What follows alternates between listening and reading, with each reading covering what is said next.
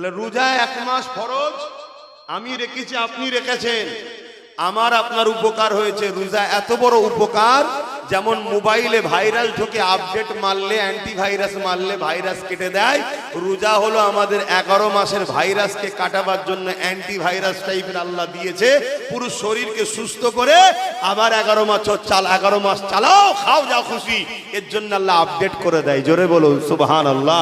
তাহলে রোজা আমাদের ভালো না খারাপ? রাখতে হবে। আল্লাহ নবী যখন মক্কা জমিনে আগমন করলেন, আল্লাহ নবী 40 বছর বয়স যখন হয়ে গেল, নবী আমার দিনের মেসেজ যখন দিতে লাগলেন, সর্বপ্রথম নবী কি বলেছিলেন? লা ইলাহা ইল্লাল্লাহ আনা মুহাম্মদ রাসূলুল্লাহ, আল্লাহ के सिवा दूसरा कोई माबूद ही नहीं, मैं মুহাম্মদ আল্লাহ के रसूल हूं। এই কথা বলার পরে নবী পাক কি কাজ শুরু করেছিলেন? আল্লাহ নবী সর্বপ্রথম যে কাজ শুরু করেছিলেন, ওই কাজটা হলো জুলুমের বিরুদ্ধে। অর্থাৎ নারীদের উপরে জুলুম হতো, গরিবদের উপরে জুলুম হতো, বাজারে নিলামে নারীদেরকে তোলা হতো, গরিবদেরকে কিতদাস দাসী বানিয়ে তোলা হতো। আল্লাহ নবী আওয়াজ তুললেন, এ নারীর বাবারা, তোমরা নারীগুলোকে কেন জেন্ত পুঁতে দাও? এ বিশ্বে নারীরা শুনে রেখে দাও, আমার রাসূলুল্লাহ যদি না থাকে, নবীর দিন যদি না থাকে, ওই সমাজে নারীর কোনো মূল্য নাই, ওই সমাজে নারীর কোনো ইজ্জত নাই। আমেরিকা নিজেকে দুনিয়ার শ্রেষ্ঠতম দেশ বলতে পারে, কিন্তু আমেরিকার নারীদের কোনো মর্যাদা সম্মান নাই।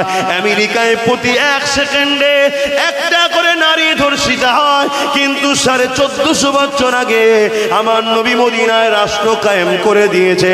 নবী আমার বিচার করে দিয়েছে, যদি কেউ নারীদের উপরে জুলুম করে, রেপ করে, তার একটাই শাস্তি হলো মৃত্যুদণ্ড। এ যুবকেরা, তরুণেরা, বাপেরা, সেই 1450 বছর ধরে আজকের দিন পর্যন্ত মদিনার জমিনে রেপ তো দূরের কথা, কোন নারীকে কেউ ইফটিজিংও করে না। আরো জোরে বলে। এবারে বলো যুবক, আমার ধর্ম পেয়ে আমরা গর্বিত নয়? একটু হ্যাঁ কি না মুখে বলো, মুখে হ্যাঁ কি বলো, গর্বিত না গর্বিত নয়? তাহলে বলো, তোমার ধর্মের জন্য তোমার কি অবদান আছে?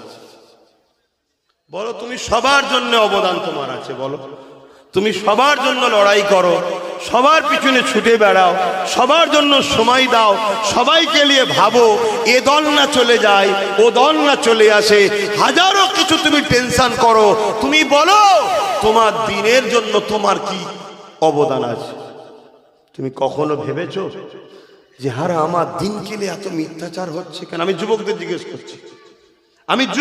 জিজ্ঞেস করছি, বলো, তোমরা কি একবারও ভেবেছো যে আমার দিনের উপরে এত মিথ্যাচার হচ্ছে কেন?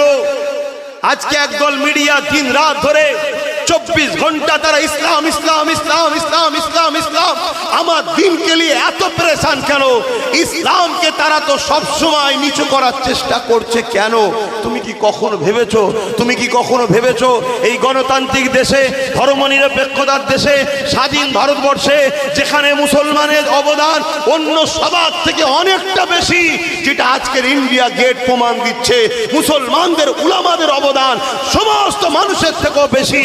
কল দিল্লি থেকে লাহোর পর্যন্ত প্রত্যেকটা মুসলমানকে হাফেজ আলেমদের ঘরে গাছের দুদিকে ফাঁসিতে ঝুলিয়েছে ব্রিটিশরা। এমন করে সেই মুসলমানদের ধর্ম ইসলামের উপরে আজকে স্বাধীনতার পর আজকে উত্তর 24 পরগনাতেই ব্যারাকপুর ভাটপাড়াতে একজন কেউ বলছে ইসলামে নাকি রেপ করাটা ভালো কাজ, খারাপ কাজ নয়, কোনো পাপ নয়। এটা কেন শুনতে হচ্ছে আমাকে? বলো যুবক, কখনো কি ভেবেছো? না, কেন তোমাকে ভাবার মস্তিষ্কই আজকের ফেরাউনরা দেয়নি। তুমি ভাবার আগে তোমার সামনে মদের বোতল আসে, তুমি ভাবার আগে তোমার সামনে মেলা আসে, তুমি ভাবার আগে তোমার সামনে লটারি আসে, তুমি ভাবার আগে তোমার সামনে জুয়া আসে, তুমি ভাবার আগে তাদের ঘরের বেটিকে তোমার সামনে দিয়ে দেয়। এরা সব দিতে পারে, শুধু তোমাকে ঘুমিয়ে নেশাতে ফেলে রাখতে চাইছে। কেন? তোমরা জাগলে আচ্ছা আচ্ছা ফেরাউনের নিদ হারাম হয়ে যাবে। এ জাতিকে ঘুম পড়াও, এ জাতিকে মোহাম্মদ রসুলের থেকে সরাও, এ জাতিকে তার কোরআন থেকে দূরে রাখো, এ জাতিকে মোহাম্মদ রসুলের ওয়ারিস আলেমে হাক্কানীদের থেকে দূরে রাখো। কিন্তু তুমি আমি জানি না, তোমার আমার ঘুমিয়ে থাকার দরুন তোমার আমার মা বোনের ইজ্জত লুটা হচ্ছে, তোমার আমার বেটিদের রেপ করা হচ্ছে। তুমি জানো না যেখানে পতিতালয় আছে 100টা মেয়ে থাকলে 70টা তোমার আমার কওমের আছে। কেন? তোমাকে আমাকে ঘুম পেড়িয়ে রেখা হয়েছে, তোমার আমার ঘরের বেটিরা গরিব হয়ে গেছে।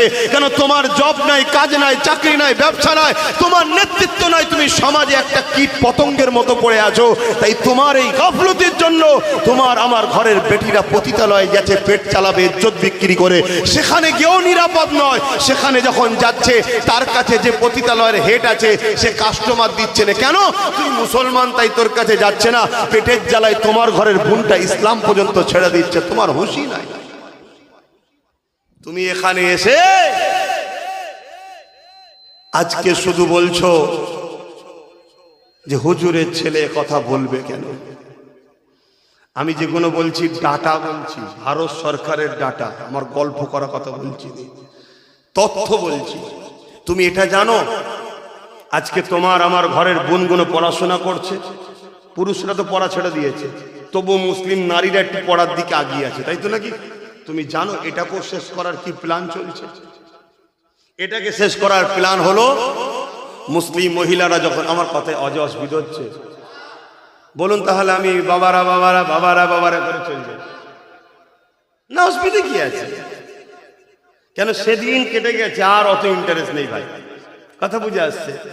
কেন এখন জালিমের শুধু সাথে লড়াই নয়, এবার লড়াই আল্লাহর আযাবের আসবে আমাদের উপরে। তা তার মোকাবেলা করার আমার ক্ষমতা নেই। আল্লাহর আযাবের মোকাবেলা করতে পারি? আমি মোদির সঙ্গে মোকাবেলা করতে রাজি আছি, আমি মমতার সঙ্গে মোকাবেলা করতে রাজি আছি, আমি বুশের সঙ্গে মোকাবেলা করতে রাজি আছি, ডোনাল্ড ট্রাম্পের সঙ্গে মোকাবেলা করতে রাজি আছি। হয়তো আপনারা হাসবেন, একটুখানি ছেলে, হ্যাঁ একটুখানি ছেলেই পারবে। 9 বছরের সালাউদ্দিন সেই দিনের পৃথিবীর সুপার পাওয়ার সেলিবিয়াদের বিরুদ্ধে লড়াই করে মসজিদে আকসাকে উদ্ধার করেছিল। জোরে বলুন সুবহানাল্লাহ। কেন? তার জাত সেদিন সাথ দিয়েছিল এবং তারা ঈমানদার ছিল। আলহামদুলিল্লাহ, আমি যে কথাগুলো বলছি এটা আমার জোরে বলিনি, আমার আল্লাহর উপরে ভরসা, নবীর উপরে প্রেম ও আদব ঈমানের জোরে বলছি। কিন্তু আল্লাহর গজবের মোকাবেলা করবো কি করে? এখন আমাদের অনেক গাফলতি হয়ে গেছে, এই আল্লাহর গজব আসার সময় এসে গেছে আমাদের উপরে। তাহলে এবার প্রশ্ন হতে পারে, এ থেকে কি বাঁচার রাস্তা নেই? হ্যাঁ আছে। কে বলেছে নেই? আল্লাহ বলেছে লা তাকনাতু মির রাহমাতিল্লাহ, আমার রহমতে নিরাশ হয়ো না। তাহলে আমি কেন আপনাকে নিরাশ করতে যাব? কিন্তু পুরো আপনি আল্লাহ রসুল একটা ডাক দিলেন, চতুর্দিকে অনেক কটা দাগ দিল, এই টোটাল দাগ ছাড়তে হবে। টোটাল এই সিরাতুল মুস্তাকিম একটাই রাস্তা, আজ থেকে অঙ্গীকার করতে হবে আমার উঠা বসা, খাওয়া দাওয়া, চুলা ফেরা, ধর্মনীতি, সমাজনীতি, রাজনীতি, পরিবার নীতি, এডুকেশন নীতি, সম্প্রীতি নীতি, মানববন্ধন নীতি, রাষ্ট্রনীতি, সব নীতিতে একজনই মডেল হবে মুহাম্মদ সাল্লাল্লাহু আলাইহি ওয়াসাল্লাম। জোরে বলুন সুবহানাল্লাহ। অন্য কেউ নয়, কোনো পীর, পিসায়, মুফতি, মাওলানা, হযরত, আজি, গাজী কেউ আমাদের মডেল নয়। আমাদেরকে যদি মুহাম্মদ রসুল চিনাই, তাকে আমি হুজুর বলে, উস্তাদ বলে সম্মান করব, কিন্তু মডেল আমাদের একজন মুহাম্মদ সাল্লাল্লাহু আলাইহি ওয়াসাল্লাম। এই আকীদায় তুমি চলে আসো, এক্ষুনি তোমাকে গায়েবী সাহায্য করা হবে। এক্ষুনি তাতানাজ্জালু আলাইহিমুল মালাইকা, ফেরেশতা আসবে। কে বলেছে আসবে না? আল্লাহর কোরআন বলছে আমি পাঠাবো ফেরেশতা, সাহায্য করবে তোমাদের। কথা মাথায় ঢুকছে? কিন্তু সেই রাস্তায় আসতে হবে তো, যদি না আসতে বড় কি করা যাবে? তো ভাইয়েরা আমার, যে কথা বলছিলাম, আমার বোনেরা স্কুলে যাচ্ছে, পড়াশোনা করছে, আমরা ছেলেরা তো ছেড়ে দিয়েছি। এই সুযোগে একটা নতুন পরিকল্পনা শুরু হয়েছে। কি?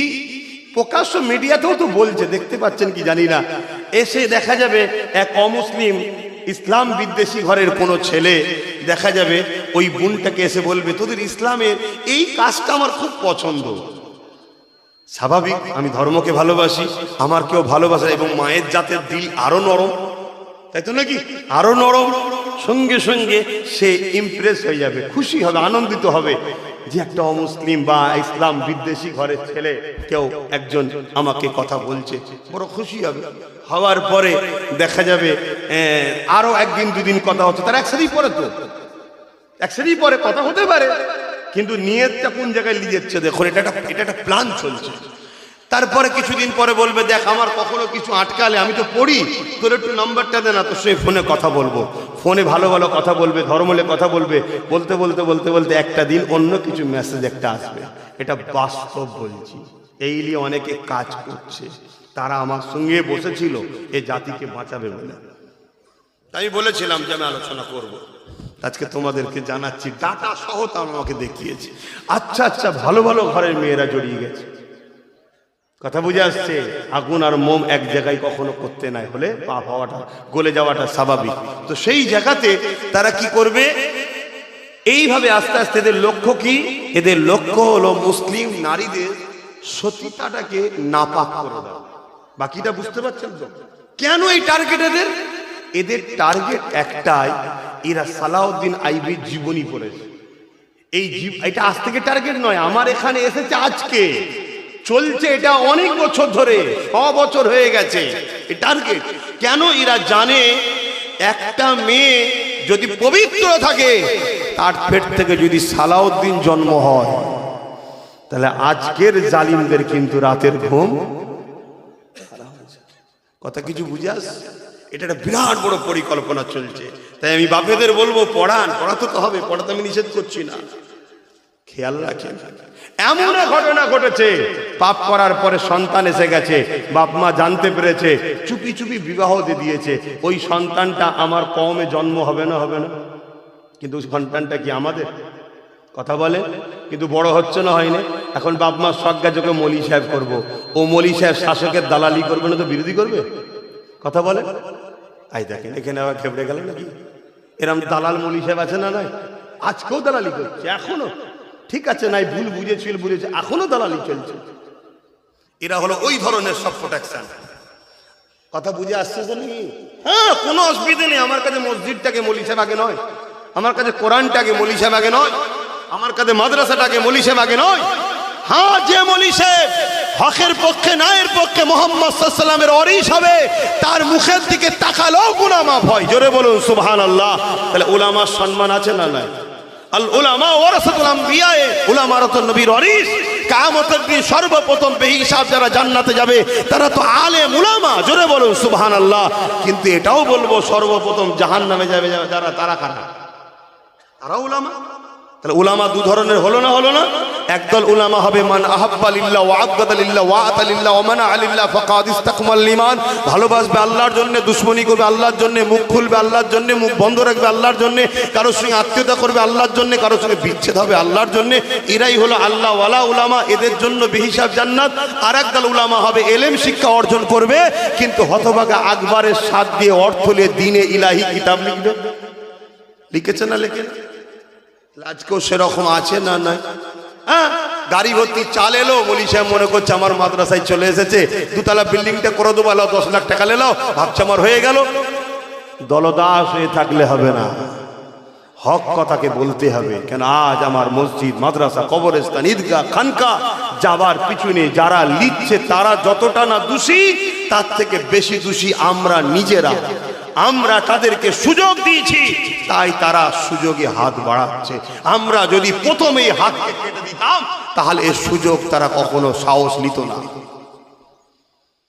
আসেন বাপের, আল্লাহর কাছে জবাব দিতে হবে। মনে রাখবেন, এ দুনিয়া কারো জন্য চিরস্থায়ী নয়। দুনিয়া একদিন সবাইকে ছেড়ে চলে যেতে হবে। আল্লাহ পাকের কাছে জবাব সবাইকে দিতে হবে। আজ অকাবলি অনেকে চিৎকার করছে, চিৎকার করা দরকার, আমি সাপোর্ট করছি। কিন্তু মনে রাখবে, বিগত দিন 8 বছর ধরে আমি অকাবলি আওয়াজ তুলেছি, বাঁচাও মসজিদকে, বাঁচাও মাদ্রাসাকে, বাঁচাও কবরস্থানকে, বাঁচাও ঈদগাহ খানকাকে। বিগত 8 বছর ধরে আমি চিল্লাচ্ছি। এ আমার কওমের বাপেরা, ভাইয়েরা, এ শাসকরা তোমাদেরকে দেখাচ্ছে এক দাঁত, চিবোচ্ছে আর এক দাঁত দিয়ে। এরা তোমাদের মসজিদকে মিটিয়ে দিতে চাইছে, এরা তোমাদের মাদ্রাসাকে মিটিয়ে দিতে চাইছে, এরা তোমাদের কবরস্থান, ঈদগাহকে মিটিয়ে দিতে চাইছে। কারণ ওই যে 1000 বছরের কবরটা, ওই যে 1300 বছরের গুজরাটের মসজিদটা, ওই যে 1400 বছরের কেরলের চিরামান মসজিদটা, ওই যে 1000 বছরের মাদ্রাসাগুলো, প্রমাণ দিয়ে দিচ্ছে ভারতবর্ষে মুসলমান বাংলাদেশ থেকে আসেনি, ভারতবর্ষ থেকে মুসলমান পাকিস্তান থেকে আসেনি, এই বাংলাদেশ থেকে পাকিস্তান থেকে আসা নয়। এরা হাজার বছর ধরে এলাকায় আছে, তার প্রমাণ হলো হাজার বছরের মসজিদ প্রমাণ দিচ্ছে, হাজার বছরের কবরস্থান প্রমাণ দিচ্ছে, হাজার বছরের মাদ্রাসা প্রমাণ দিচ্ছে। এইগুলো যদি মিটিয়ে না দেওয়া যায় তাহলে মুসলমানকে নির্মূল করা সম্ভব হবে না, ইসলামকে মিটানো সম্ভব হবে না। এ যুবকেরা, তরুণেরা, তাই বিগত 8 বছর ধরে আমি চিৎকার দিচ্ছি, ভাই সাথ দাও, সাথ দাও, ঐক্য হও, একতা হও, কাউকে মিটাবার জন্য নয়, আমাদেরকে যারা মিটাতে চাইছে তাদের ডিফেন্সে দাঁড়াবার জন্যে। কারণ ইসলাম জুলুম করাকে ইজাজত দেয় না, ইসলাম অত্যাচার করাকে ইজাজত দেয় না, কিন্তু ইসলাম আমাদেরকে কি ইজাজত দিয়েছে সেই ইজাজতের সিস্টেমটা একটু বলে দিয়ে যায়। আল্লাহ নবী চলে যাওয়া, হাজারো ধর্ম আছে, কোন ধর্মের পক্ষে বিপক্ষে আলোচনা করার কোনো শখও নেই, ইচ্ছাও নাই। যার কাছে ধর্ম তার কাছে, তার পছন্দ তার কাছে। আলহামদুলিল্লাহ, আমাদের ধর্মের নাম হলো ইসলাম। তামাম কায়নাতের স্রষ্টা রব্বুল আলামিন বলছেন, ইন্না দীনা ইনদাল্লাহিল ইসলাম। মহান স্রষ্টার কাছেও পছন্দনীয় মনোনীত ধর্ম হলো ইসলাম। বলুন সুবহানাল্লাহ। আমরা গুনাহগার, গুনার মাফ আছে, কিন্তু বেঈমানের মাফ নাই। ইসলামের সঙ্গে ধোঁকা গাদ্দারদের মাফ নাই, ইসলামের দুশ্মনদের মাফ নাই। কারণ ইসলামের বিরোধী মানে কোরআন ও রসুলের বিরোধী, কোরআন ও রসুলের বিরোধী মানে স্বয়ং স্রষ্টার বিরোধী। আর স্রষ্টার যে বিরুদ্ধে যাবে তাকে স্রষ্টা মাফ করবে না। একটা হলো নিজের জীবনের ক্ষতি, আর একটা হলো মহান স্রষ্টার মনোনীত ধর্মের ক্ষতি। দুই ক্ষতি কিন্তু এক নয়। নিজের ক্ষতি যদি কেউ করে, সে যদি তওবা ইস্তেগফার করে, আল্লাহ তাকে মাফ করবেন, অদা করেছে। কিন্তু কেউ যদি দিনের ক্ষতি করে, আল্লাহ তাকে কিন্তু ক্ষমা করবে না। আজ আমাদের ধর্ম ইসলাম। এই ইসলাম শুরু হয়েছে বাপ আদম মা হাওয়া থেকে। অনেকে বলে ইসলাম 1500 বছরের, এটা তাদের শিক্ষার অভাব বা মিথ্যাচার করার একটা লক্ষ্য শুধুমাত্র। ইসলাম শুরু হয়েছে পৃথিবীতে দুটো মানুষ দ্বারা, এক হলো আদম আর এক হলো হাওয়া। তার আগে কোনো মানুষ ছিল না, ধর্মের প্রয়োজনও ছিল না। বাপ আদমও তাওহীদ বিশ্বাসী, মা হাওয়াও তাওহীদ বিশ্বাসী। পৃথিবীতে সর্বপ্রথম ইসলামের আলো ভারতবর্ষে এসেছে। জোরে বলুন সুবহানাল্লাহ। বাপ আদম আলাইহিস সালাম ডাইরেক্ট জান্নাত থেকে হিন্দুস্তানে এসেছে। নিচেই চলে যান যে করে, এরকম বিচখানে আটকালে অজ হবে না।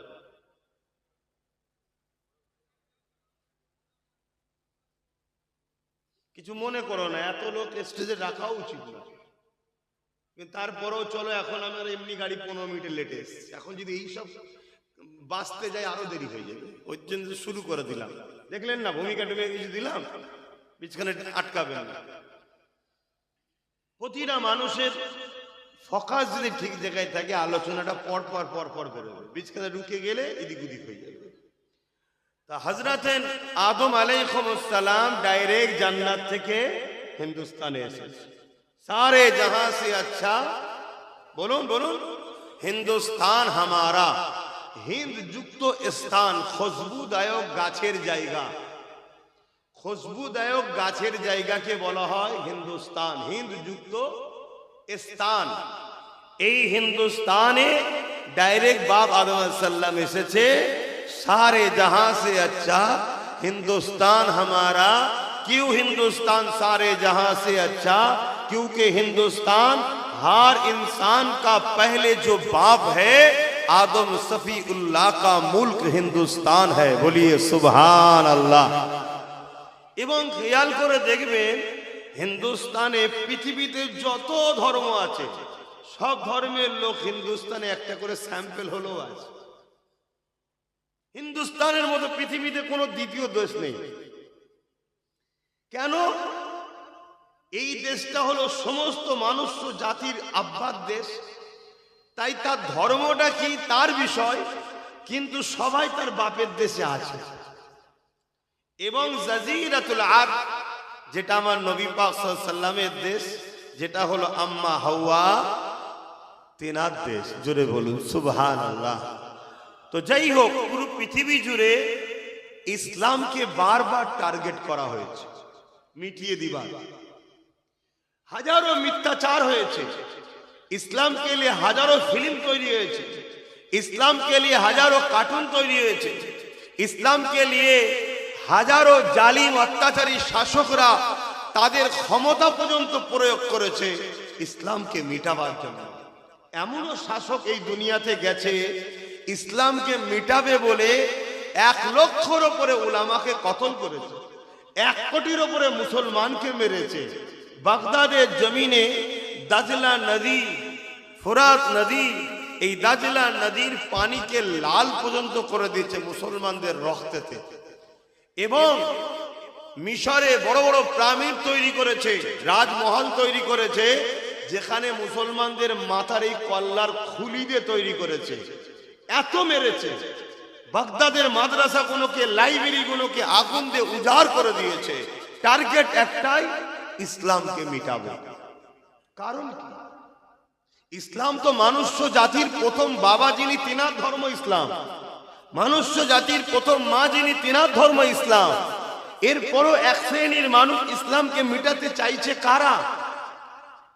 ইতিহাস গাওয়া দিচ্ছে ইসলামকে মিটাতে চাইছে তারা যারা ক্ষমতার জোরে মানুষের প্রভু হওয়ার স্বপ্ন দেখে। আর ইসলাম বলছে প্রভু হলো একজন, লা ইলাহা ইল্লাল্লাহ। বলুন লা ইলাহা ইল্লাল্লাহ, আল্লাহ কে সিवा दूसरा कोई माबूद ही नहीं। তাহলে তারা দেখছে, যারা মানুষের প্রভু হতে চায়, তারা দেখছে ইসলাম থাকলে আমার তো বাধা হচ্ছে, তাই ইসলামকে মিটাও, তাহলে লা ইলাহা ইল্লাল্লাহ থাকবে না, আমার বিরোধী করার কেউ থাকবে না।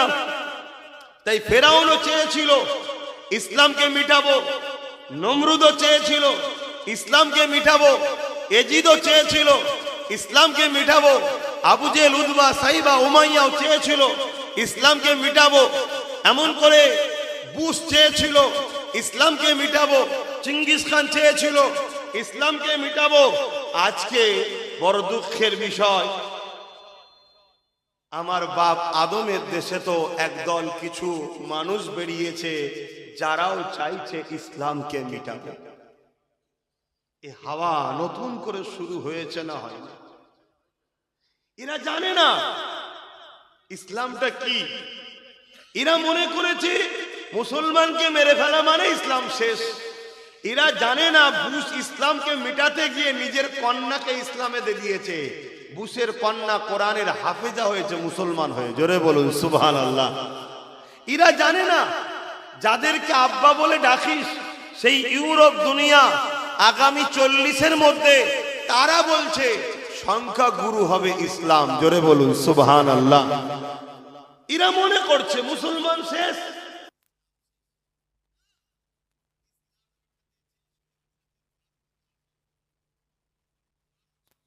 ছিল না, আজমও ছিল না, হযরতও ছিল না, শুধু খাত্তাবের বেটা উমার ছিল।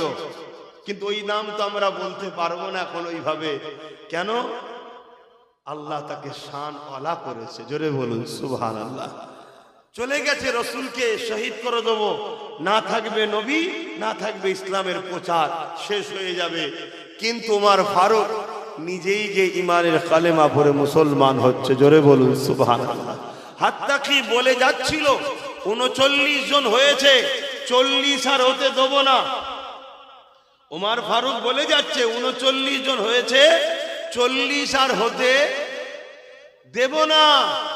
আমার আল্লাহর ফেরেশতারা আলোচনা করছে, উমর তো বিরাট বড় পালোয়ান, তার মোকাবেলায় তো কেউ নাই।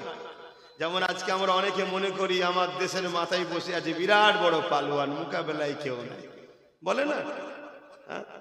এটাই তো আমাদেরকে ধ্বংসের কারণ। এগুলো যারা বলে তারা আমাদের ঈমানকে দুর্বল করে, তারা আমাদের ঈমানকে দুর্বল করে। আরে সেদিনও বলেছিল যে কি হবে, উমরের মোকাবেলা, উমর আসছে। আহারে, আমার আল্লাহ বলছেন শোনো, উমারকে যেতে দাও, উমারকে যেতে দাও। আমি আল্লাহ উমারকেই 40 নম্বর মুসলমান বানাবো। জোরে বলুন সুবহানাল্লাহ, আরো জোরে বলুন সুবহানাল্লাহ। আজকে এই ষড়যন্ত্র দুনিয়া জুড়ে হতে হতে হতে হতে আমার ভারতবর্ষ নতুন করে একদল লোক মাথাচাড়া দিয়েছে, ইসলামকে মিটিয়ে দেব। যারা মাথাচাড়া দিয়েছে তারা একটা ফুসকুড়ি মিটাবারও ক্ষমতা রাখে না। ফুসকুড়ি বোঝেন? কথা বলছে না তো। ফুসকুড়ি বোঝেন? ওই ফুসকুড়ি মিটাবারও ক্ষমতা নেই, তারা বলছে ইসলাম মিটাবো। তবে একটা কথা, আমাদের কিন্তু প্রচুর ক্ষতি হয়ে যাবে। কেন? আমরা ভালো মুসলমান নয় তাই। এই জিনিসটার সঙ্গে এইটা যখন জড়িয়ে আছে ভালোভাবে, টাইট যদি ঠিক থাকে, এটাকে এর থেকে আলাদা করা যাবে না। আর কিন্তু এ হলো সলিড। তা ইসলামের সঙ্গে যদি আমরা জড়িয়ে থাকি, আমাদেরকেও মিটানো সম্ভব, কিন্তু আমরা জড়িয়ে তো নাই, আছি। এজন্য আজ এ কথা বলতে বাধ্য হচ্ছি, যারা মসজিদ মিটাতে চাইছে তারা মিটে যাবে, মাদ্রাসা যারা মিটাতে চাইছে তারা মিটে যাবে, কোরআন যারা মিটাতে চাইছে 100% তারা মিটে যাবে। সূর্য পূব থেকে ওঠে পশ্চিমে ডোবে, কাল যদি পশ্চিম থেকে ওঠে কেউ বলে এটা যেমন অসত্য, তার থেকেও অসত্য হলো ইসলামকে, কোরআনকে কেউ মিটাবে বলছে, ওটা সম্ভব নয়। হ্যাঁ, একদিন সূর্য পশ্চিম থেকে উঠবে, সেটা কিয়ামতের দিন একদিন উঠবে, কথা বুঝে আসছে, কিন্তু সেদিন বাকি আছে। তো সেই জায়গাতে আজকে এখন দিন এটা যেমন সত্য, তার থেকেও হাজারো লক্ষ গুণ কোটি সত্য। কোন মা এমন সন্তান দুনিয়ায় জন্ম দিতে পারেনি আল্লাহর বাণী কোরআন ইসলাম রসুলের মেসেজকে মিটিয়ে দিতে পারে। জোরে বলুন সুবহানাল্লাহ। এটা আমি বড় চ্যালেঞ্জের সাথে বলছি। হয়তো মুসলমান মিটে যাবে, হয়তো মুসলমান মিটে যাবে, কেন আমরা সেই মুসলমান নয়। কিন্তু যদি বলেন মুসলমান মিটে গেলে তাহলে মসজিদে আবাদ করবে কে? যারা মিটাতে চাইবে তাদেরই নাতিপুতিরা আবাদ করবে। ওই যেমন বুশের মেয়ে কলমা পড়েছে, তাদেরই ঘরে সব কলমা পড়বে। আল্লাহ সব পারে, পারে না? পারে না। যে বাবরি মসজিদে প্রথম আঘাত দিয়েছে সেই আবার 100 মসজিদ তৈরি।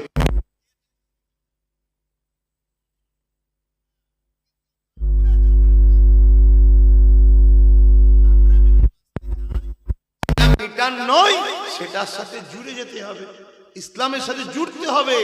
আমরা ইসলামের নামে তালপুকুর ঘটি ডোবে না, আমরা নামে মুসলমান।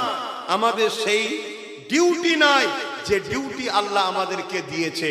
আল্লাহ আমাদেরকে দুটো কাজ দিয়েছে। কটা? এই কাজ দুটো যদি করি তবেই তো আমরা মুসলমান। আল্লাহ কোরআনে বলছেন, কুনতুম খায়রা উম্মাতিন উখরিজাত লিন-নাস তা'মুরুনা বিল মা'রুফ ওয়া তানহাউনা আনিল মুনকার। হে শ্রেষ্ঠ উম্মত, তোমরা, আমি, তুমি শ্রেষ্ঠ উম্মত। কেন শ্রেষ্ঠ উম্মত? অন্যায়কে মিটাতে হবে, ন্যায়কে প্রতিষ্ঠিত করতে হবে। এই দুটো কাজ আল্লাহ দিয়েছে। এই দুটো কাজ যদি আমরা করার দায়িত্ব নিই, আবার যদি বদর হয় বিজয় আমাদের হবে, আবার যদি খন্দক হয় বিজয় আমাদের হবে, আবার যদি দুনিয়াতে মঈনুদ্দিন আজমিরির মোকাবেলায় কেউ যেমন এসেছিল, এক মঈনুদ্দিনেরই বিজয় হয়েছিল। জোরে বলুন সুবহানাল্লাহ। আমরা আমাদের ডিউটি ভুলে গেছি। আমাদের ডিউটি দুনিয়ার বেঈমান, জালিম, অত্যাচারী, ঘুষখোর, জিনাখোর, চরিত্রহীন, সমাজ বিরোধী, মানবতা বিরোধী নেতাদের পিছনে ঘোরা আমাদের ডিউটি নয়। আমাদের ডিউটি হলো এই গরিবের এতিমের চোখের পানি মুছানো, এই গরিবের বিধবার অধিকার দেওয়া, এই গরিব, এই সমাজ থেকে মদকে মুক্ত করা, এই সমাজকে দুর্নীতি মুক্ত করা, এই সমাজকে ঘুষ মুক্ত করা, এই সমাজকে রেপ মুক্ত করা, এই সমাজকে দুর্নীতি মুক্ত করা, এই সমাজের মানুষের অধিকার দেওয়া। এই সমাজের যদি হিন্দু বিপদে পড়ে তাকেও বাঁচানো, এই সমাজে যদি আদিবাসী বিপদে পড়ে তাকেও বাঁচানো, এই সমাজে যদি মতুয়া বিপদে পড়ে তাকেও বাঁচানো। আল্লাহর সৃষ্টিকে বাঁচাইয়ে এই সমাজে শান্তি, সভ্য, ন্যায়, ইনসাফ, ইনসানিয়ত, এক কথায় মানব বন্ধন তৈরি করে এই পৃথিবীতে সাম্য প্রতিষ্ঠিত করা, এটা আমাদের ডিউটি। জোরে বলুন সুবহানাল্লাহ। তারও মধ্যে যেতে পারে, নামাজের কথা বলবেন না। নামাজ হলো ব্যক্তিগত ডিউটি, নামাজ ব্যক্তিগত ডিউটি, এটা হলো সামাজিক ডিউটি। ব্যক্তিগত ডিউটি, আমি এসে নামাজ পড়লাম আপনার গ্রামে, নাই তো ডাইরেক্ট করে পড়তে পারতাম। আমি যদি নামাজ না পড়তাম কার ক্ষতি হতো ভাই? বললাম আমি যদি নামাজ না পড়ে উঠে চলে আসতাম, কার ক্ষতি হতো? আপনাদের কারো ক্ষতি হতো? আমার ক্ষতি হতো। আমি নামাজ পড়লাম, আপনাদের কারো লাভ হয়েছে? আমার লাভ হয়েছে। এটা হলো ব্যক্তিগত জীবনে। কিন্তু এই সমাজ থেকে যদি মদকে বন্ধ করা যায়, বলুন শুধু আমার লাভ? বলুন বলুন বলুন। এই সমাজের মেয়েগুলো বেঁচে যাবে। আজকে যদি 100টা রেপ হয়, 90টা মদের কারণ। শুনছেন তো নাকি? আজকে যদি 100টা অ্যাক্সিডেন্ট হয়, 80টা মদের কারণ। 100টা যদি তালাক হয়, ডিভোর্স হয়, 80টা মদের কারণ। 100টা যদি অ্যাক্সিডেন্ট হয়, 80টা মদের কারণ। তা ইসলাম মদের পক্ষে হ্যাঁ কি না? মদ মুক্ত সমাজ গড়ার দায়িত্ব আমাদের আছে না নাই? এ কথা যেই বলবো অমনি আবার বলবে হুজুর রাজনীতির কথা বলছে না কি বলদিন। তার মানে কি মুসলমান আমরা হয়েছি, বুঝতে পেরেছো? আমরা ধর্মটাকেই চিনি না। আমরা মনে করি বেশ দাড়ি থাকবে, মাথায় টুপি থাকবে, মসজিদে নামাজ পড়বে, এরাই হলো বড় বড় সব মুসলমান, এরা আল্লাহর ওলি। আরে মালিকি ধর্মেতে, মালিকি মাযহাবে দাড়ি দূর থেকে দেখা গেলেই হবে, তাদের ধর্মের ফতোয়া। তাহলে তো মালিকি মুসলমানগুলোকে আপনারা মুসলমানই বলবেন না, কারণ তাদের কারো এক মুষ্টি দাঁড়িয়ে নেই। শুনছেন তো নাকি? 4 ইমামের মধ্যে একটা ইমাম তো ইমাম মালিক, তাকে তো হক বলতেই হবে আপনাকে। তিনি আহলে সুন্নাত ওয়াল জামাতে, এইটা জানেনই না আপনারা। দাড়ি হলো ব্যক্তিগত ইউনিফর্ম, টুপি হলো ব্যক্তিগত ইউনিফর্ম। এই যে টুপি নেই এতগুলো ছেলের মাথায়, এসব বেঈমান নাকিরা? এই গুনাহ হচ্ছে নাকি এদের? না। কিন্তু আমি যে নেকিটা পাচ্ছি ও পাই না, ও নবীর একটা সুন্নতের সওয়াব পাচ্ছে না। আমরা যারা পড়িছি আমরা পাচ্ছি। কিন্তু ওই ছেলেটা যদি ঘুষকে বন্ধ করার জন্য লড়াই করে, পুরো সমাজ বাঁচবে না? বাঁচবে না? আজকে ঘুষের জন্য উপযুক্ত লোক চাকরি পাচ্ছে না, অনুপযুক্ত লোক চাকরি পাচ্ছে। তারপরে আপনার ছেলে তার কাছে পড়তে যাচ্ছে, সে টেবিলে মাথাতে ঘুমোচ্ছে, আপনার ছেলে দিনকে দিন পড়াতে গুল্লা পাচ্ছে। আপনার ঘুষ চলা কারণ ঘুষ শুধু চলছে বলে, আরে আপনারা খারাপ নিচ্ছেন না তো? আমরা শুধু মনে করি পুলিশ ভাইদের মধ্যে এক অংশ শুধু ঘুষ নেয়। আমি এক অংশ বলছি, কারণ সব পুলিশ ঘুষখোর নয়। আপনি মানতে পারেন, আমি মানি না। কথা বুঝে আসছে না? নাই, সব পুলিশ ঘুষখোর নয়। আর ঘুষের কথা বললেই আমাদের ব্রেনে চলে আসে পুলিশ হলো ঘুষখোর। না, পুলিশকে থেকে হাজারো লক্ষ গুণ বড় ঘুষখোর ঠান্ডা করে বসে থাকে। পুলিশ তো ঘুষ খায় নিজের জন্য নয়, পুলিশ ঘুষ খায় আমার তোমার ভুলের জন্য। একটা অপদার্থ নেতা তৈরি হয়, তার চাপে পুলিশ বাধ্য এর কাছে ওর কাছে হাত পাততে। কথা বুঝছেন না? বোঝেন না? হ্যাঁ, কিন্তু ঠান্ডা ঘরে বসে লক্ষ লক্ষ কোটি কোটি টাকার ঘুষের লেনদেন চলছে। উপযুক্ত লোক চাকরি পাচ্ছে না, উপযুক্ত লোক মেডিকেলে চান্স পাচ্ছে না। লাস্টে কি হলো?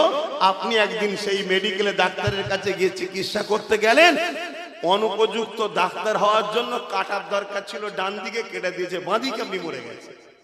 তাহলে ঘুষটা সমাজের জন্য ব্যাধি না ব্যাধি না? কিন্তু রোজা 1 মাস রেখেছি আমি, আপনিও রেখেছেন, সমাজের কি উপকার হয়েছে? আমার অজ বুঝতে হবে। শুনছেন তো নাকি? খারাপ লিখছেন নাকি? কেন আপনাদের এলাকায় তখন বাপরে বাবা আলেম উলামার অভাব নেই। আর মাফ করবেন, আরো অনেক কিছুই চলছে, শুধু গ্রাম দখল চলছে। ব্যাঙের ছাতার মতো যে যেখানে পাচ্ছে একটা করে মাদ্রাসা গজিয়ে দিচ্ছে। শুধু ঢাড্ডা লেগিয়ে দে, বাৎসরিক একটা জলসা কর আর হই হই কর।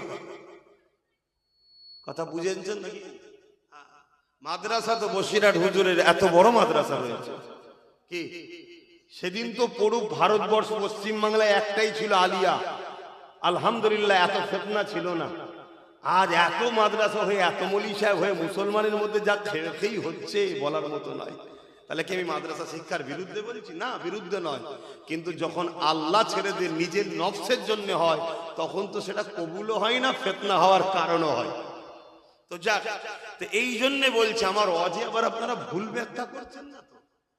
এমনি অনেক দূর, আসা যাওয়া খুব কম, যদিও বা এলাম একবার, আবার যদি আপনারা ভুল বুঝে যান তাহলে তো সমস্যা। যদি আশপাশে থাকে না আবার ভুল ভাঙাতাম, আশপাশেও তখন মনে হয় কবে আছে আমি জানি না। তাই বুঝাতে চাইছি, ভুল বুঝছেন না তো। কিন্তু সমাজের কি উপকার আমি এটা বুঝাতে চাইছি। সমাজকে বাদ দিয়ে তো মানুষ নয়, সমাজের উপকার কি হলো। কিন্তু এই সমাজে যদি ঘুষকে বন্ধ করা যেত, নেশাকে বন্ধ করা যেত, রেপকে বন্ধ করা যেত, দুর্নীতিকে বন্ধ করা যেত, মিথ্যাচারকে যদি বন্ধ করা যেত, তাহলে এই সমাজ পুরো উপকার হতো না? হতো না। এটা কি ইসলাম না? ইসলাম নয়। একটু জোরে বলেন, এটাই তো ইসলাম। হাতে রুখতে হবে, যদি হাতে রুখতে না পারি মুখ দিয়ে প্রতিবাদ করতে হবে, যদি মুখে প্রতিবাদ করতে না পারি কেন্দ্র সরকারকে ঘৃণা করে দূরে সরে যেতে হবে। তা না করে কোনো মুসলমান যদি কেন্দ্র সরকারকে ভোট দেয় তার মধ্যে কি ঈমান আছে? জোরে বলেন, আওয়াজ দিয়ে বলুন। আল্লাহ রসুল বললেন যে জালিম তাকে যদি কেউ সহযোগিতা করে শক্তিশালী করার জন্য, সে ইসলাম থেকে বেরিয়ে যাবে। কেন্দ্র সরকারকে কেউ যদি ভোট দিয়ে শক্তিশালী করতে চায় তার কি ঈমান থাকবে? ইসলামে থাকবে? মনে রাখবেন, এই কথাটা আমি প্রথম বলেছি, এটাকে কেটে বাদ দিয়েছি। দ্বিতীয় নম্বর, আমি বলেছি কেন্দ্র সরকারের সাহায্য দেবে। যদি কেউ বলে ওয়াকফের আন্দোলন এখানে চলবে না, দিল্লি যাও, এ লোকটা মসজিদের পক্ষে না বিরুদ্ধে? এই নাই বললো না, অন্যায় বললো, তো এরও বিরুদ্ধে হাত দিয়ে লড়তে হবে না? হবে না? অন্তত ঘৃণা করতে হবে না? হবে না? মুখ দিয়ে প্রতিবাদ করতে হবে না? হবে না? যদি তাও না পারো অন্তত ঘৃণা করো। তা না করে কেউ যদি একে ভোট দেয় তারও ঈমান থাকতে। রসুল বললেন যে জালিম জানার পরে তাকে যদি তুমি শক্তিশালী করার জন্য সাথ দাও তাহলে তোমার ইসলাম থেকে বেরিয়ে যাবে। আজকে রাজ্য সরকার সে মসজিদের জন্য আন্দোলন করছে যারা, তাদেরকে কেস দিয়েছে না দেয়নি? দিল্লি যেতে বলেছে না বলেনি? তাহলে বলুন এ জালিম না জালিম নয়? সবচেয়ে বড় বিষয় হলো রাজ্য সরকার বলেছে কোরআন শেষ হয়ে যাবে, আমার উন্নতি শেষ হবে না। এই কথাটাকে তোমরা মেনে নাও। জোরে বলো, কোরআন কি শেষ হবে? শেষ হবে? আরে তুই মরে ভূত হয়ে যাবি রে জাহান্নামী, আমার কোরআন মিটবে না। জোরে বলুন সুবহানাল্লাহ। হ্যাঁ, তো বড় কথা বলছি। কি করবে? মেরে দেবে, মেরে। আমরা মরণের জন্য কখনো ভয় করি না, মরণকে আমরা গলায় নিতে চাই। কেন? মরণের পরেই নবী কামলিওয়ালার কবরে দিদার হয়। জোরে বলুন সুবহানাল্লাহ। ক্ষমতা পেয়ে যদি মনে করো আমি যা খুশি তাই করে নেবো, অত সহজ নয়। কিছু দালালকে হয়তো কিনে নিতে পারো, ইমানদারকে কিনতে পারবে না। আস্তে শুনছে? তাহলে সেই জায়গায় বলুন, যে বলবে কোরআন শেষ হয়ে যাবে এটা ঠিক বলেছে না অন্যায়? তাহলে অন্যায়ের বিরুদ্ধে হাত দিয়ে লড়তে হবে না? হবে না? নবীর হাদিস মুখ দিয়ে প্রতিবাদ করতে হবে না? হবে না? মুখ দিয়ে প্রতিবাদ করতে না পারো অন্তত ঘৃণার দরকার আছে না নাই? যদি ঘৃণা করতে নাও পারো তাহলে তা না করে তাকে যদি ভোট দাও, তুমি মুসলমান দাবি করছো, তোমার কবরে 99টা সাপ দেবে, কালা কানা ফেরেশতাদের পিটাবে, তোমার ঠিকানা জাহান্নামে হবে। কেন? তুমি বেঈমান, গাদ্দার, ইসলামের দুশমন তুমি। এই কথাটা বলেছি। এটার পরে আরো কয়েকটা কথা বলেছি। এ প্ল্যান মাফিক আমাদেরকে প্রসাদ খাওয়াতে চেয়েছে না চাইলে? এই প্রসাদ খেলে ইমান দেখবে? আমার অন্য ভাইয়েরা যেমন অনেক খাদ্যকে অপছন্দ করে, ওটা আমার ধর্মে নিষেধ আছে, ঠিক না বেটি? তারপরে আরো অনেক কথা। আমি এরপরও একটা শেষ কথা বলেছি, কি জানেন? এরপরও আমি বলেছি যদি কেউ মনে করে যে বিজেপিকে রুখতে গেলে রাজ্য সরকারকে দরকার, তাহলে রাজ্য সরকারকে প্রথম ক্ষমা চাইতে বল যে কোরআন শেষে বলা আমার ভুল হয়েছে, দিল্লি চলে যাও বলা ভুল হয়েছে, প্রসাদ খাওয়ানোর চক্রান্ত ভুল হয়েছে, ধর্ম যার যার উৎসব সবার কথা বললে শিরক হবে, ঈমান চলে যাবে, কথা বলা ভুল হয়েছে। তাহলে একে ক্ষমা চাইতে বল, এবং চেয়ারের একটা পা যদি আমাদেরকে সত্যি ভালো চায় তাহলে আমাদেরকে সাথে নিতে হবে, ঠিক না বেটি? এই বিজেপি এসে কাদের ক্ষতি করছে? মুসলমানদের তো। জোরে বলে, মসজিদ মাদ্রাসা ভাঙছে তো, তাহলে আমার উপরে যখন ক্ষতি হচ্ছে তো তোমার বুকে অত আমাদের যদি দরদি থাকে তাহলে আমাদেরকে পার্টনারে নিতে হবে, ঠিক না বেটি? তাতে ভাগিদারিতে 10% হলেও দাও, একসাথে থাকবো। ওই চেয়ারে 3টে পায়া, বসো তুমি, কিন্তু পায়া আমার একটা থাকবে। কেন তুমি আজ ক্ষমা চেয়ে কালকে যে আবার কি মুখ দেখাবে, কি মুখোশ তোমার যে দেখাবে বোঝা বড় মুশকিল, ঠিক না বেটি? এই কথাগুলো বলা কি আমার ভুল হয়েছে? কিন্তু প্রথমে ওকে ক্ষমা চাইতে হবে যে কথাগুলো বলেছে। যদি না ক্ষমা চাই, কোনো মুসলমান যদি একে ভোট দেয় তার ঈমান থাকবে না। কেন ভোট দেওয়া হলো সাপোর্ট করা, শাহাদাত দিয়া, সাক্ষী দেওয়া। শুনছেন তো নাকি? আমি আবার বলে যাচ্ছি, যদি ভুলই বলে থাকি তা মৌলী সাহেব লাও না, আসো না দেখি, আমি ঠিকঠাক শিখিয়ে দাও না। এই কথা বুঝছেন না, বোঝেন না? এইটাকে কেটে আর একজন বুজুর্গ, একজন বয়স্ক প্রবীণ আলেমের সাথে সেটিং করেছে, করে বলছে দেখো ইনি বলছে ভোট দিতে, ইনি বলছে না। আরে উনি কবে বলেছে? যখন ইনি দিল্লি চলে যাও বলেনে তার আগে বলেছে। ইনি যখন বলেনে কোরআন শেষে যাবে তার আগে বলেছে। ইনি যখন বলেছিল 10,000 মাদ্রাসা দেবো, উনি তখন বলেছে মাদ্রাসার ভালো হবে তো সাথ দে। শুনছেন তো নাকি? হ্যাঁ, তাহলে কবেকারের কথা তুমি জুড়ছো কোথায়? এটা মসজিদ তো নাকি? একে সম্মান করতে হবে না? কিন্তু এটা যদি কেউ দখল করে ক্লাব করে দেয়, সম্মান করা যাবে? তা যতদিন মসজিদ সম্মান করতে হবে, যতদিন তোমাকে ভালো দেখেছি ভালোবেসেছি বলেছে তো, কিন্তু যখন তোমার মধ্যে হাকিকাতটা প্রকাশ পেয়েছে, ওরে সর্বনাশ, শুধু বিষাক্ত পয়জন, তাহলে আর মানা যাবে? এইটাই হলো আব্বাস সিদ্দিকীর মূল কথা। এরপরেও বলেছি ওকে ক্ষমা চাইতে বল, আলাদা কথা। ও ক্ষমা চাইবে না, তুমি মুসলমানও সাথ দেবে, তার মানে আল্লাহ রসুলের থেকে তুমি ওকে প্রাধান্য বেশি দিচ্ছ। আল্লাহর কোরআন সূরা বাকারাতে বলছে, আমি আর আমার হাবিবের থেকে যাকে তোরা প্রাধান্য দিবি তার হাতে আমি আল্লাহ তোদেরকে মিটাবো। কোনো ছেলে যদি বাপ মাকে আল্লাহ রসুলের থেকে বেশি প্রাধান্য দেয়, ওই বাপ মা ছেলের দুশ্মন হবে। কোনো ছেলেকে যদি বাপ মা আল্লাহ রসুলের থেকে বেশি প্রাধান্য দেয়, ওই ছেলের হাতেই বাপ মাকে মার খেতে হবে।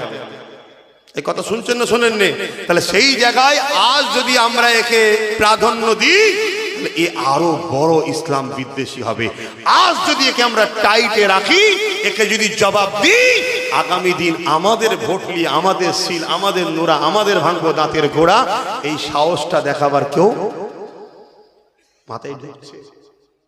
সব শেষে একটা কথা বলে যাচ্ছি, আবার যে লড়ছে সুপ্রিম কোর্টে, যে নবী বংশের ছেলে, কুরাইশ ঘরের ছেলে, তার সাথ দেওয়া দরকার আছে না? না। বাস, যদি আমায় ভালোবাসো, এই কথাগুলো তোমাদের কাছে বলে গেলাম, মাথায় থাকবে তো? মাথায় থাকবে তো? হাত তুলে বলো মাথায় থাকবে তো? হাত লম্বা করে বলো মাথায় থাকবে তো? বলো ইনশাআল্লাহ। ভয় আল্লাহ ছাড়া কাউকে খাবে না। সংক্ষেপ করছি, আসেন তওবা করি। বিসমিল্লাহির রহমানির রহিম। আল্লাহ তাআলা, আমি জানা অজানা, ইচ্ছা ও ইচ্ছা সকল গুনাহ হইতে তওবা করিতেছি। আস্তাগফিরুল্লাহ রাব্বি মিন কুল্লি যামবি ওয়া আতুবু ইলাইহি ওয়া আশহাদু আল্লা ইলাহা ইল্লাল্লাহু ওয়াহদাহু লা শারীকা লাহু ওয়া আশহাদু আন্না মুহাম্মাদান আবদুহু ওয়া রাসূলুহু লা ইলাহা ইল্লাল্লাহ মুহাম্মাদুর রাসূলুল্লাহ সাল্লাল্লাহু আলাইহি ওয়াসাল্লাম। আমার আব্বা, আমার মা বোন, আমার ভাইরা, সাবধান, সতর্ক হও। মায়েরা 1000-1200 টাকাতে বিক্রি হবেন না। মদ বিক্রি করার টাকা খাওয়াচ্ছে আপনাকে। আপনি জানেন আপনার কবরটা কি হচ্ছে? আপনি জানেন আপনার এই ভিক্ষা লিয়ার জন্য আপনার যে যুব সমাজের হাতে চাকরি বাকরি সব শেষ হচ্ছে, আপনার হুঁশ আছে? মা, আপনি সাবধান হন, পরিবর্তন হন। আপনি জানেন পুরুষ যদি ইনকাম ভুল করে স্ত্রীকে আল্লাহ ধরবে না, কিন্তু ওই যে 1000-এর ইনকাম আপনার, ওটা আপনাকে জবাব দিতে হবে আল্লাহর কাছে। আপনাকে কোথায় নামাচ্ছে মা আপনি জানেন? আজ 1000 নিচ্ছেন তো, কিছুদিন আগে বিহারে ভোট হয়ে গেল, সব নেচেছিল, মাথায় কোমরে হাত দিয়ে, দেখেছেন তো মাগুলো নেচেছে কেমন। তারপরে যখন ঘর ভাঙছে বুলডোজার দিয়ে, কাঁদছে, বলছে আরে यार हमको तो मालूम नहीं, 1000 रुपया दे दिया हमने, तो वोट डाल दिया, किसने बोला 10,000 रुपया दे दिया, वोट डाल दिए, अभी वो लोग तो हमारे ही घर भांग रहे हैं। 1000-2000 টাকা দিয়েছে আর ভোট দিয়ে দিয়েছে, জিতার পরে এবার ওদেরই ঘর ভাঙছে। শুনছেন তো? একটু সাবধান হন, সাবধান হন, সাবধান হন, সাবধান হন, পরিবর্তন হন। তো যাক, এখন নামাজ পড়তে হবে। আমার শেষ কথা আবার জিজ্ঞেস করছি, কথাতে, ভাষাতে, ব্যবহারে, আখলাকে কারো কষ্ট লাগলো, কাউকে আঘাত দিলাম, এরপরও যদি কোনো মুসলমান আমার বিরোধী করে, তাহলে জানতে হবে সে মুসলিম সুরাতে বেঈমান মুনাফিক ছাড়া কিছু নাই। আমি খোদার ঘর, মসজিদ, মাদ্রাসা, আল্লাহ দিনের জন্য তার দুশ্মনদের বিরুদ্ধে লড়াই করছি। তুই আমায় গাল দিলি কেন? না, আমার নেতার বিরুদ্ধে, ও তোর নেতা ইসলামের বিরুদ্ধে, আমি তার বিরুদ্ধে বলেছি, তোর গায়ে লেগেছে। আর সে তোর আল্লাহ দিনের বিরুদ্ধে বলছে, তোর গায়ে লাগে না? তাহলে তুই মুসলিম ঘরে জন্ম হতে পারিস, আসল ঘোড়াতে তোর গন্ডগোল হয়ে গেছে, রক্তই সমস্যা আছে। এই কথা শুনছেন শোনেন? মাতাল হতে পারে, চোর হতে পারে, বেনামাজি হতে পারে, যদি রক্ত ইমানদারের হয় সে রক্ত কোনোদিন মসজিদ মাদ্রাসার বিরুদ্ধে যেতে পারে না। শুনছেন তো নাকি? এর বিরুদ্ধে যদি থাকো, তোমাকে আমি প্রশ্ন করছি, তুমি গোড়ায় যে খোঁজ লাও, তোমার রক্তে কিছু সমস্যা আছে, ঘরে গেলে খোঁজ নিলে পেয়ে যাবে। বাকি তার বলছি না। কথা শেষ তো নাকি? আর কিছু বলার দরকার আছে? এরপরে আর কি বলবে? কমিটি অন্য কিছু বলতে চাইছি। যা আল্লাহ মিলিতে খুশি হও। আল্লাহুম্মা আমিন, আল্লাহুম্মা আমিন।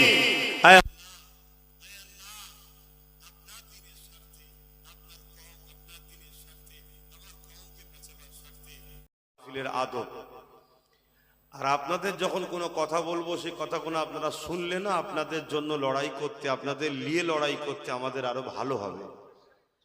আর আপনাদেরকে বলবো, আপনারা সে কথাগুলোকে গুরুত্ব দেবেন না। এখানে সব আমাদের লোক নাই, এখানে ইসলাম বিদ্বেষীদের অনেক চড়ো ছাড়া আছে।